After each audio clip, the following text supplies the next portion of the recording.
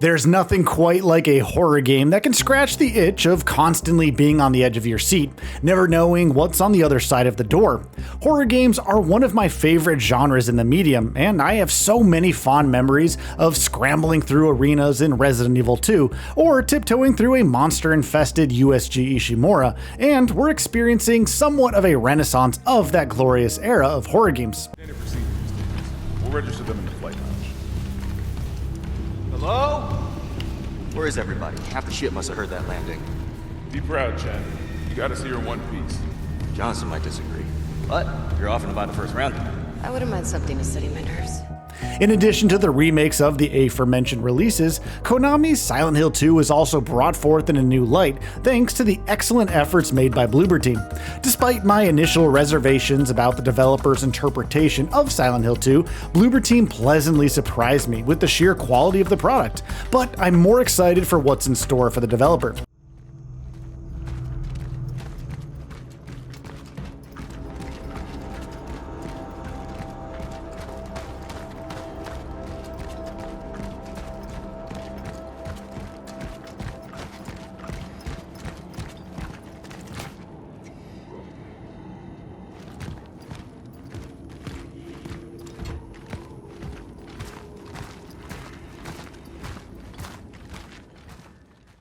Cronos: The New Dawn was announced in October of last year, and while I honestly didn't pay much heed to the game back then, I am increasingly drawn to the game now that more gameplay snippets have been shared in the days following the initial reveal. It's scheduled to come out on September 5th, 2025 for PS5, Xbox Series X and S, and Switch 2, and it might just end up being one of my favorite games this year. There are plenty of reasons why that is the case, and there are certain possible pitfalls for the game that I would wish for the developers to avoid, but let's start with the good stuff. The best horror games actually have a distinct air of mystery surrounding them, and that is clearly evident in the atmosphere. The opening act of Resident Evil 2, the fog-obscured town of Silent Hill, or even the eerily isolated corridors of the USG Ishimura in Dead Space, it doesn't take much for a good horror game to make its intentions clear. Cronos: The New Dawn also achieves this very important goal without much effort, and a lot of it can be attributed to the excellent atmosphere on offer. The concept of the game is quite unique in that it revolves around a scientist exploring desolate environments during different time periods, which lends a distinct charm to its surroundings. Time rifts and oddities are a common occurrence in this game, and the places we have seen in the trailer seem to be a mix of something that's eerily familiar and something that's almost incomprehensible.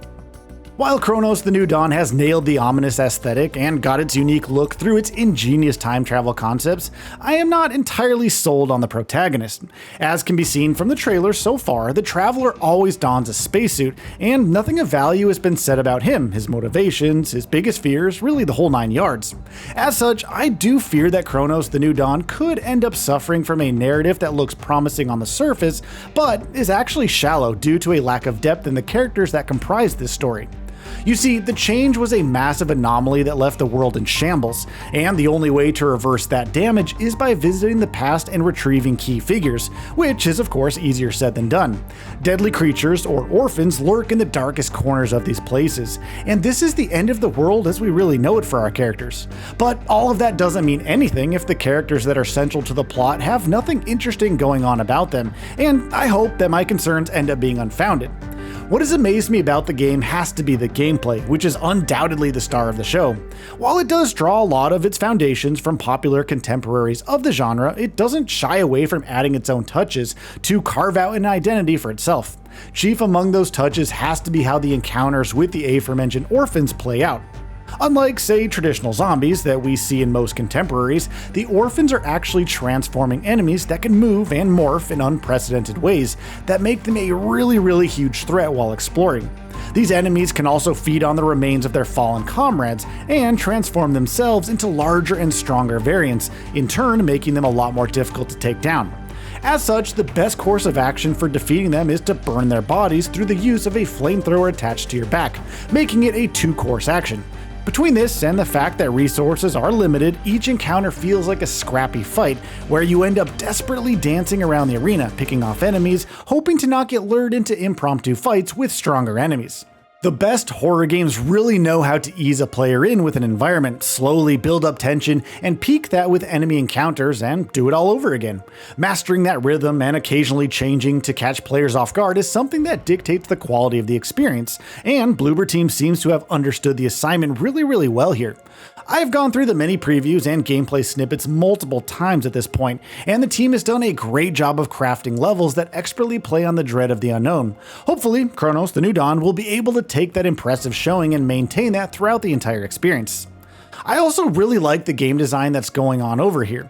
The developers have made good use of multi-purpose design philosophies, where the game input can be used in different ways to achieve the same result. You can shoot instantly through the press of a trigger, but you can also hold down to unleash more damage, which takes significantly longer to finish. Flamethrowers are primarily used to burn down fallen foes, but you can also use them to shove enemies off when in a pinch. You can find plenty of other such gameplay instances sprinkled throughout the trailers, and that was the thing that really caught my eye and got me excited to know more.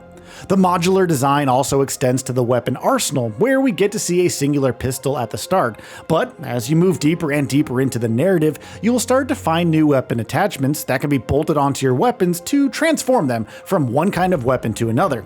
We saw that the pistol can be turned into a long-range shotgun, or you could turn it into a rifle of sorts, and so on and so forth. It's quite reminiscent of Control's service weapon in that regard, but it could also come with a possible downside.